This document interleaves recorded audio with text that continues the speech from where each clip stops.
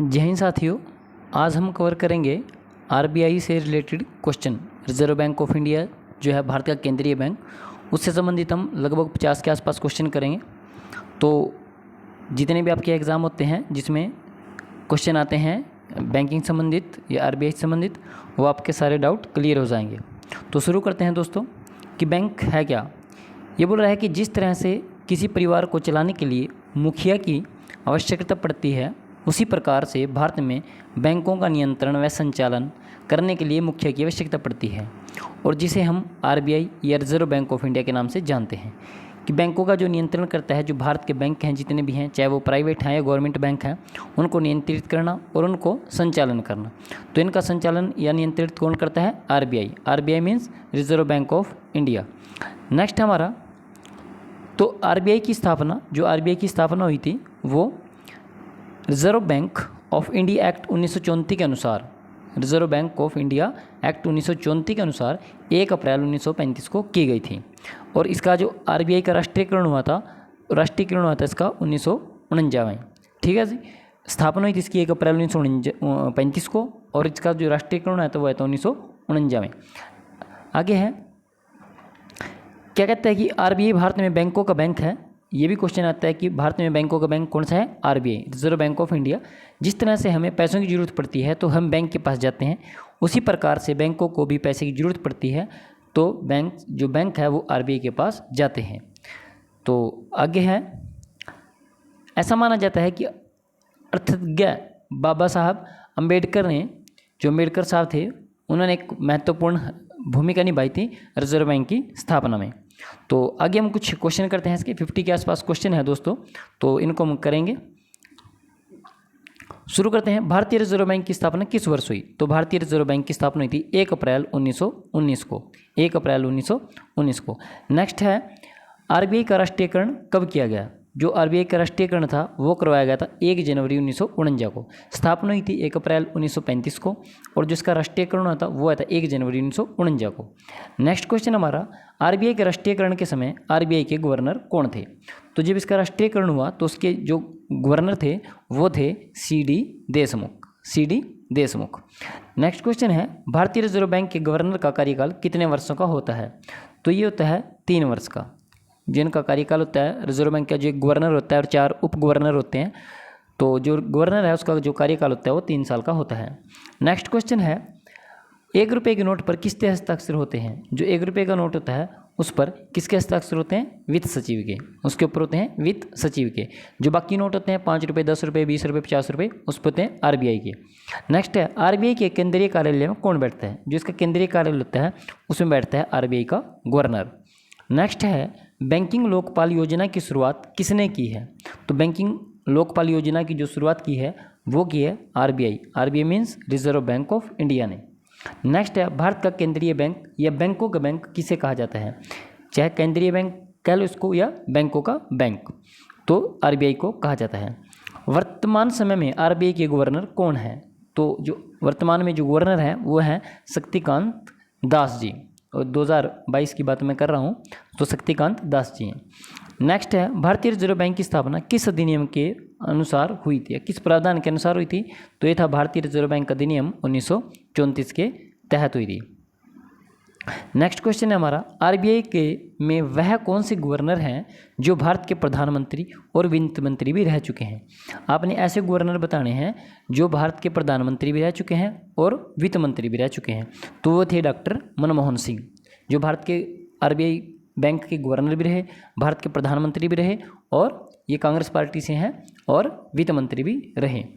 Next है, RBI का लेखा वर्ष कब से शुरू होता है? जो आरबीआई का लेखा शुरू होता है वो होता है 1 जुलाई से 30 जून तक। अक्सर आपने देखा होगा तो 31 मार्च तक होता है या फिर 31 दिसंबर तक होता है, बट जो आरबीआई है इसका जो लेखा वर्ष शुरू होता है वो 1 जुलाई से होता है और 30 जून तक। नेक्स्ट है, आरबीआई के गवर्नर की नियुक्ति कौन करता है? बहुत इंपॉर्टेंट क्वेश्चन है, इसके भारत के प्रधानमंत्री इसकी नियुक्ति करते हैं, और जो शपथ दिलाते हैं वो इसको राष्ट्रपति शपथ दिलाते हैं। तो भारत के प्रधानमंत्री इनकी नियुक्ति करते हैं, और किसकी सिफारिश पर करते हैं? वित्त मंत्री की सलाह पर। नेक्स्ट क्वेश्चन है, जो प्रधानमंत्री है इनकी जो नियुक्ति करता है वो किसकी सलाह पर करता है? वित्त मंत्री की सलाह पर। नेक्स्ट है, आरबीआई ने आरटीजीएस सेवा को 24/7 बहाल कर दिया है कि 24 घंटे और सातों दिन काम करेगी। तो आरटीजीएस की फुल फॉर्म क्या है? आरटीजीएस का पूर्ण रूप है real time gross settlement. Next question हमारा है, आरबीआई के किस गवर्नर का कार्यकाल गवर्नर के रूप में सबसे कम रहा? तो सबसे कम दिन के लिए अमिताभ घोष बैठे थे, जो 16वें गवर्नर थे। अमिताभ घोष इनका नाम है, 16वें गवर्नर थे आरबीआई के। ठीक है दोस्तों, और ये कितने दिन के लिए बैठे थे? ये मात्र 20 दिन के लिए बैठे थे। 20 दिन के लिए यानी कि गवर्नर बने थे ये आरबीआई के। 16 में थे और जो कार्यकाल था इनका केवल 20 दिन का था, और नाम है इनका अमिताभ घोष। नेक्स्ट है, आरबीआई के किस गवर्नर का कार्यकाल गवर्नर के रूप में सबसे अधिक रहा? तो सबसे अधिक दिन तक जो गवर्नर रहे वो कौन रहे? तो इनका नाम था बेनेगल रामा राव जी। बेनेगल रामा राव जी। तो इनका जो कार्यकाल था वो था 7 साल और 197 दिन। 7 साल 197 दिन।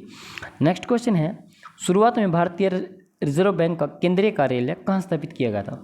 तो जब ये शुरू में इसकी स्टार्टिंग की गई थी तब ये कहाँ पे था इसका केंद्रीय कार्यालय? कोलकाता में। कोलकाता में। नेक्स्ट क्वेश्चन है हमारा, आरबीआई का केंद्रीय कार्यालय कोलकाता से स्थायी रूप से कहाँ स्थानांतरित कर दिया गया? तो ये अभी कहाँ है? मुंबई में। जब इसकी स्थापना हुई थी तभी ये कहाँ था? कोलकाता में। नेक्स्ट है, आरबीआई का केंद्रीय कार्यालय कोलकाता से मुंबई किस वर्ष स्थानांतरित किया गया? तो ये 1937 में किया गया था। 1935 में इसकी स्थापना हुई थी 1 अप्रैल 1935 को, तो ये कोलकाता में था। फिर 1937 में इसको मुंबई में ट्रांसफ़र कर दिया गया था। नेक्स्ट है, भारत में सिक्कों की ढलाई का काम कौन करता है? जो सिक्के डालने का काम होता है कॉइन, उनकी ढलाई का काम कौन करता है? वित्त मंत्रालय। नेक्स्ट है, रुपये के चिन्ह पर ये जो रैप को दिखाई दे रहा होगा बीच में एक लाइन को किसने बनाया था? तो ये जो चिन्ह बनाया था ये बनाया था डी उदय कुमार। इनका पूरा नाम है D Uday Kumar. Next question है, रेपो रेट की परिभाषा दें कि रेपो रेट क्या होता है? भारत में स्थित बैंक अपने कार्यों के लिए आरबीआई से लोन लेते हैं। जो बैंक हैं जैसे एसबीआई है, पीएनबी है, एचडीएफसी है, कोई भी बैंक है तो वो कहाँ से लोन लेगा? आरबीआई से, क्योंकि आरबीआई हमारा केंद्रीय बैंक है। बैंक इस लोन पर आरबीआई को जिस ब्याज दर पर कर्ज चुकाते हैं, तो जो लोन लेंगे, जैसे हम बैंकों को कर्ज लेते हैं, बैंकों से लोन लेते हैं, हम कर्ज चुकाते हैं, इंटरेस्ट देते हैं, सेम एज बैंक भी इंटरेस्ट देते हैं। किसको? वो आरबीआई को देते हैं। तो इसको बोलते हैं रेपो रेट। नेक्स्ट क्वेश्चन है, रिवर्स रेपो रेट क्या है? रिवर्स रेपो रेट क्या है? यह वह दर होती है जिस पर बैंकों को उनकी ओर से आरबीआई में जमा धन पर ब्याज मिलता है। कि जो ये बैंक में जमा कराते हैं, जैसे हम ब्याज बैंक में जमा कराएंगे पैसे अपने, तो हमें कुछ ब्याज मिलेगा, तो सेम एज रिवर्स रेपो है। तो यह वह दर होती है जिस पर बैंकों को उनकी ओर से आरबीआई में जमा धन पर ब्याज मिलता है। रिवर्स रेपो रेट बाजार में नकदी की तरलता को नियंत्रित करने में काम आती है। नेक्स्ट क्वेश्चन है हमारा, आरबीआई के गवर्नर का मासिक वेतन कितना होता है? जो आरबीआई का गवर्नर होता है उसको मिलते हैं 2.5 लाख रुपये पर मंथ। नेक्स्ट क्वेश्चन है, आरबीआई की स्थापना किस आयोग की सिफारिश पर की गई थी? तो आरबीआई की जो स्थापना हुई थी वो की गई थी जॉन हिल्टन यंग कमीशन आयोग पर। और इसका दूसरा नाम क्या था? जॉन हिल्टन यंग कमीशन को और किस नाम से जाना जाता था? तो मुद्रा और वित्त पर रॉयल कमीशन, या खाली रॉयल कमीशन भी इसका नाम दे देगा एग्जाम में, रॉयल कमीशन या फिर John Hilton young commission. Next है, भारतीय रिजर्व बैंक के पहले अंग्रेजी गवर्नर कौन थे? तो पहले अंग्रेजी गवर्नर थे 1935 में, तो अंग्रेजों के 3 था ना, तो उस टाइम इसके जो गवर्नर थे वो थे sir Osborne. Sir Osborne. Next question हमारा, सर ऑसबोर्न ने आरबीआई के गवर्नर के रूप में कब से कब तक काम किया था? तो जब इनकी स्थापना हुई थी 1 अप्रैल 1935 को, तब से लेकर 30 जून 1937 तक लगभग 2 साल ये पद पर रहे थे गवर्नर के, और नाम था इनका सर ऑसबोर्न। ये अंग्रेज थे। नेक्स्ट है, सर ऑसबोर्न ने, ये रिपीट हो गया। नेक्स्ट है, आरबीआई के पहले भारतीय गवर्नर कौन थे? तो भारतीय गवर्नर अगर आपसे पूछे तो वो थे सीडी देशमुख। तो सीडी देशमुख का कार्यकाल कब से कब तक था? ये था 1943 से लेकर 1949 तक ये पद पर रहे थे सीडी देशमुख। 43 से 49, लगभग 6 साल। बैंकों का बैंक किसे कहा जाता है? तो बैंकों का बैंक अभी शुरू में मैंने बताया था आरबीआई को, रिजर्व बैंक ऑफ इंडिया को। किसको कहा जाता है? आरबीआई को, रिजर्व बैंक ऑफ इंडिया को बैंकों का बैंक या फिर भारत सरकार का केंद्रीय बैंक भी कहा जाता है इसे। नेक्स्ट है, भारत में विदेशी मुद्रा भंडार किसके संरक्षण में रहता है? जो भी विदेशी मुद्रा भंडार है वो हमेशा रहेगा आरबीआई के संरक्षण में या आरबीआई की देखरेख में। नेक्स्ट क्वेश्चन है, वर्तमान समय में आरबीआई के कितने डिप्टी गवर्नर हैं?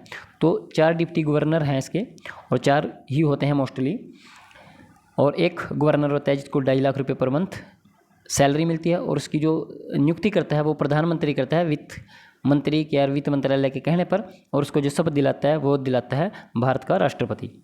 जो 4 डिप्टी गवर्नर हैं उनके नाम क्रमशः इस प्रकार हैं: T Ravishankar, M.K. Jain, M.D. Patra और M. राजेश्वर राव। तो ये चेंज होते रहते हैं, जब भी आप एग्जाम में जाएं तो करंट में जो डिप्टी गवर्नर या गवर्नर है उनको पढ़ कर जाएँ, ये बदलते रहते हैं। तो फिलहाल के लिए है T Ravishankar, M.K. Jain, M.D. Patra और M. Rajeshwar Rao. Next question है हमारा कि देवास नोट प्रेस भारत में किस राज्य में स्थित है? तो ये MP में पड़ेगा आपका, मध्य प्रदेश में। करेंसी नोट किस नोट को कहा जाता है? तो बड़ा इंपॉर्टेंट क्वेश्चन है। जो करेंसी नोट है वो केवल 1 रुपये के नोट को कहा जाता है, करेंसी नोट।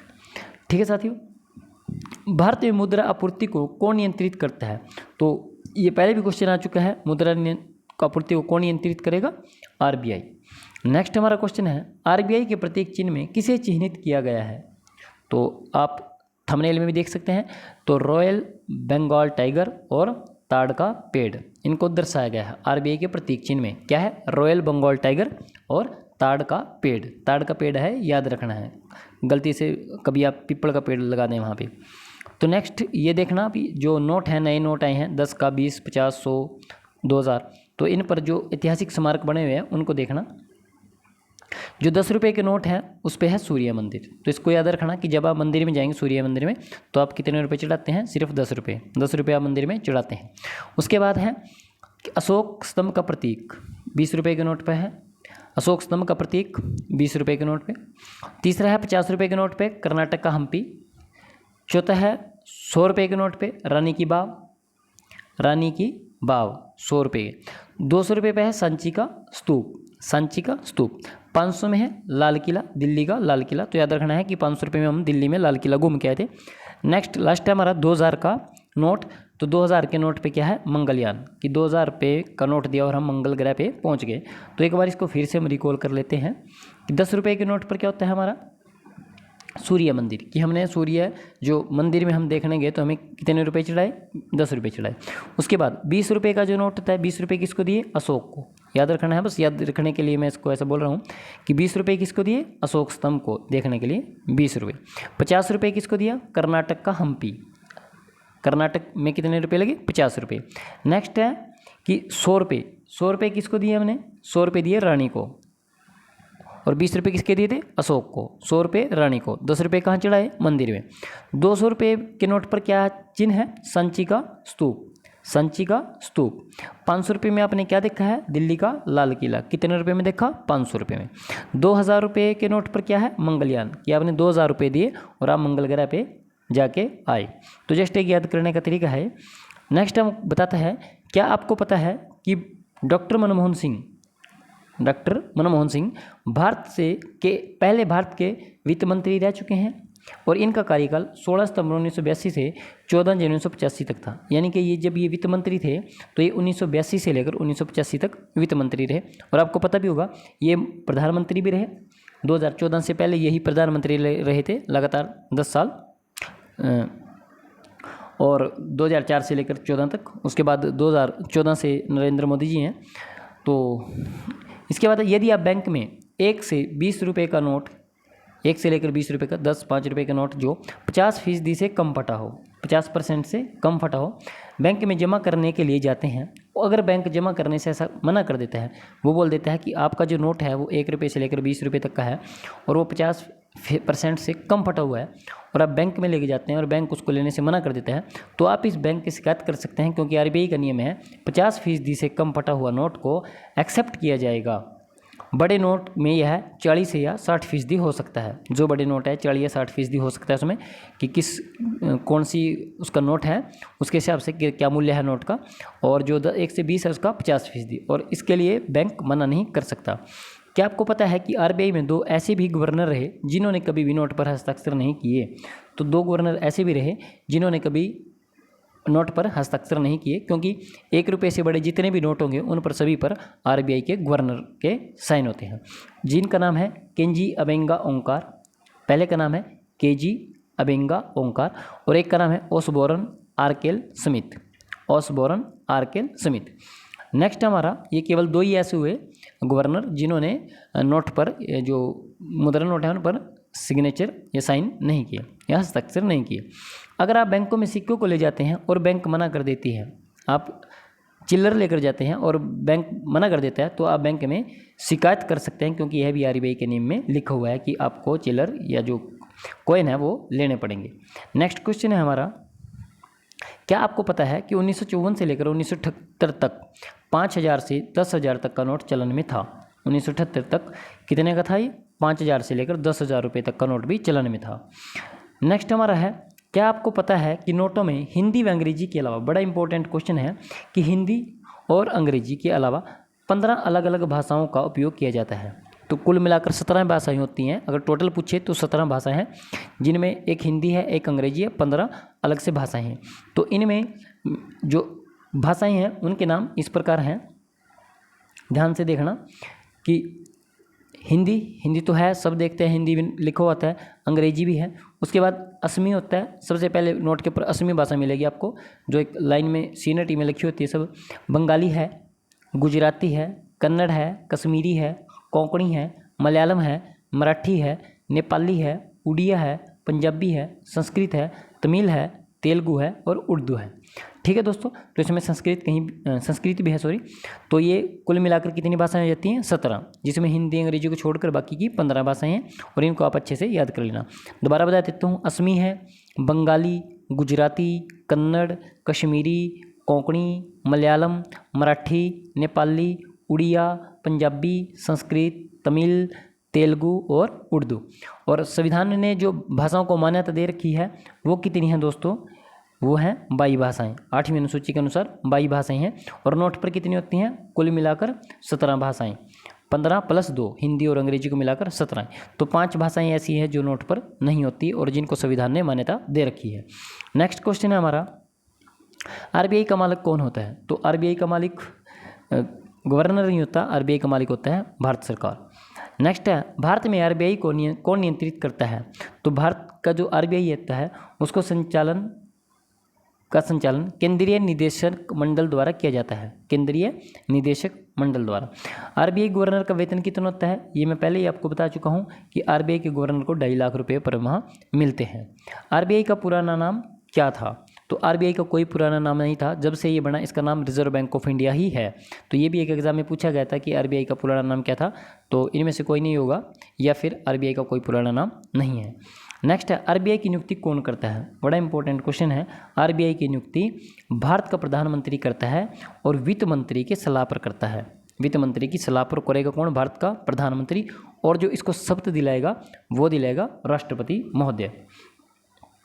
2022 में भारत के आरबीआई के गवर्नर कौन है? तो ये तो करंट का क्वेश्चन है, जो इस टाइम वर्तमान में है श्री शक्तिकांत दास जी हैं। जो पहला गवर्नर था आरबीआई का, तो वो कौन थे? सर ऑसबॉर्न स्मिथ, और जिन्होंने कभी हस्ताक्षर भी नहीं किया नोट के ऊपर, सर ऑसबॉर्न स्मिथ। नेक्स्ट हमारा, आरबीआई का मोटो क्या है? Very important question. आरबीआई का मोटो है, cash is king but digital is divine. Cash is king but digital is divine. तो नेक्स्ट हमारा है, आरबीआई की गवर्नर शक्तियाँ क्या हैं? आरबीआई गवर्नर की जिम्मेदारी में शामिल है अर्थव्यवस्था मौद्रिक स्थिरता बनाए रखना, कि जो अर्थव्यवस्था है उसमें क्या है? मौद्रिक स्थिरता बनाए रखना, तरलता।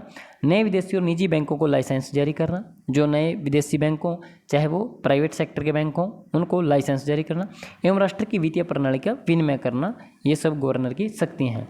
नेक्स्ट है, आरबीआई लोगों का क्या मतलब है? लोगो जो होता है, तो आरबीआई जो लोगो है उसमें मूल रूप से एक शेर है और पाम ट्री का एक स्केच दिखाया गया था, लेकिन बाद में शेर को रॉयल बंगाल टाइगर के साथ बदलकर भारत का रिप्रेजेंट करने का निर्णय लिया।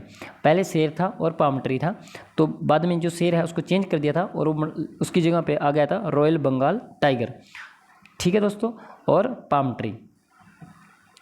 तो नेक्स्ट हमारा भारत में आरबीआई के कितने कार्यालय हैं? तो आरबीआई के कितने कार्यालय हैं? आरबीआई के हैं 31 कार्यालय, 31 कार्यालय हैं। तो आरबीआई का प्रमुख कौन है? शक्तिकांत दास है, जो भी गवर्नर होता है उसको प्रमुख होता है। भारत में रिजर्व में कितने रिजर्व बैंक हैं? तो भारत में एक ही रिजर्व बैंक है और इसके अलावा कोई भी रिजर्व बैंक नहीं है, और इसी को ही केंद्रीय बैंक कहा जाता है। तो ये दोस्तों हमारे कुछ इंपॉर्टेंट क्वेश्चन थे 50 के आसपास। तो आप इनको देखेंगे, ध्यान से पढ़ेंगे तो इससे हर बार क्वेश्चन बनते हैं एग्जाम में। तो आई होप ये वीडियो आपको अच्छा लगा होगा। कमेंट करके ज़रूर बताएं कि आपको वीडियो कैसा लगा। तो मिलते हैं नेक्स्ट वीडियो में दोस्तों, तब तक के लिए नमस्कार, जय हिंद।